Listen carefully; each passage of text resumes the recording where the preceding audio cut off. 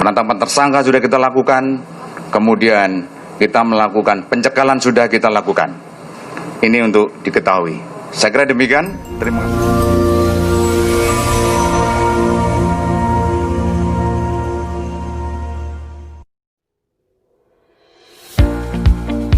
Pimpinan Front Pembela Islam Rizik Syihab mendatangi penyidik untuk pemeriksaan di Polda Metro Jaya, Jakarta, Sabtu 12 Desember 2020.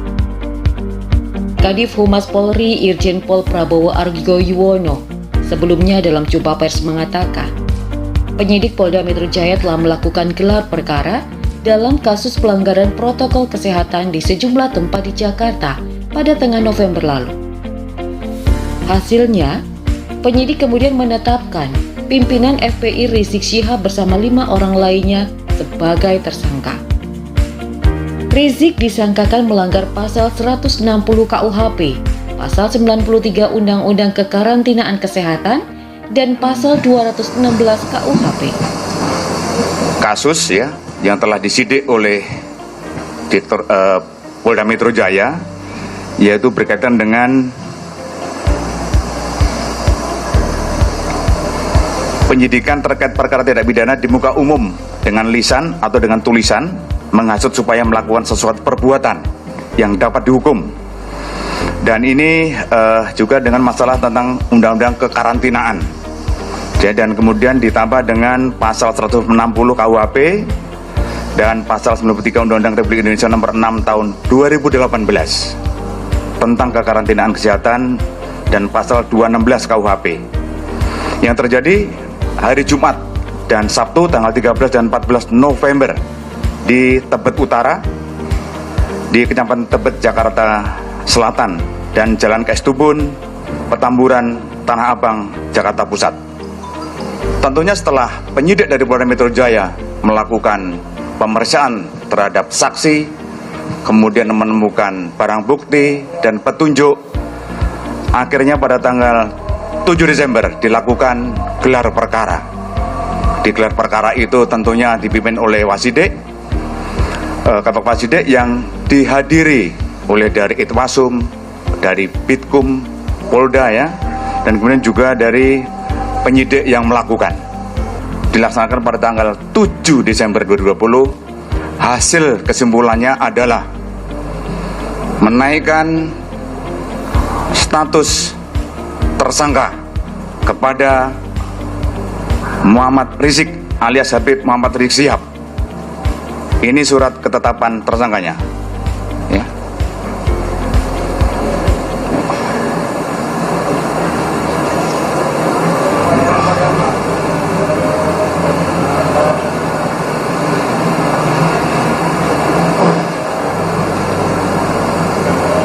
Udah?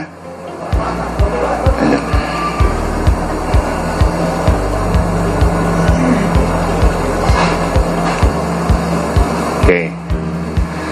Yang kedua adalah menaikkan status saksi menjadi tersangka, yaitu atas nama Haris Ubaidillah ya, Alwi Alatas ya.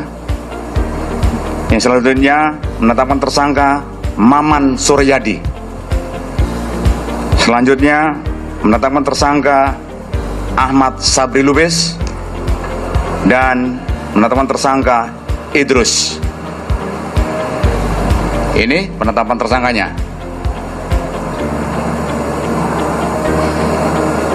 Oke. Dan selanjutnya penyidik juga sudah membuat surat pencekalan ya.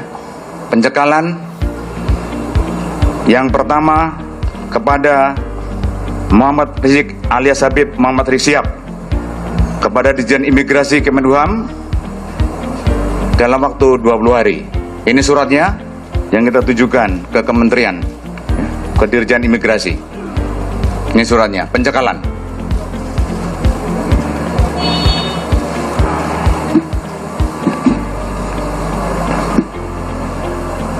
Udah.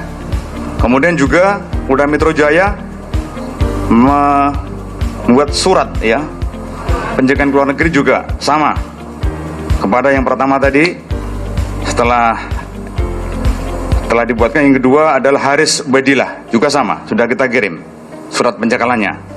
Dan juga Ali Alwi Alatas, Maman Suryati, Ahmad Sabri Lubis, dan Idrus. Sudah kita lakukan pencekalan dan surat sudah kita kirimkan pada tanggal 7 Desember 2020.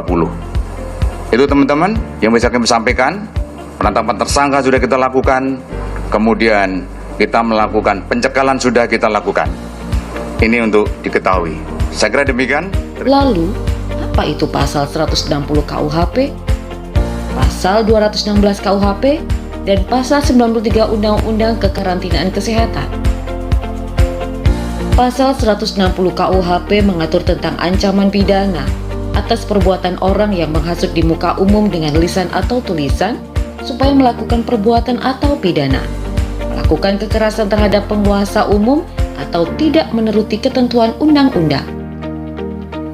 Pelanggar pasal ini diancam dengan penjara paling lama 6 tahun atau denda paling banyak Rp4.500. Selanjutnya, pasal 216 KUHP berisi ketentuan tentang orang yang dengan sengaja tidak menuruti perintah undang-undang oleh pejabat terkait atau menghalang-halangi tindakan guna menjalankan undang-undang. Pelanggar pasal ini diancam dengan penjara paling lama 4 bulan, 2 minggu, atau denda paling banyak Rp9.000.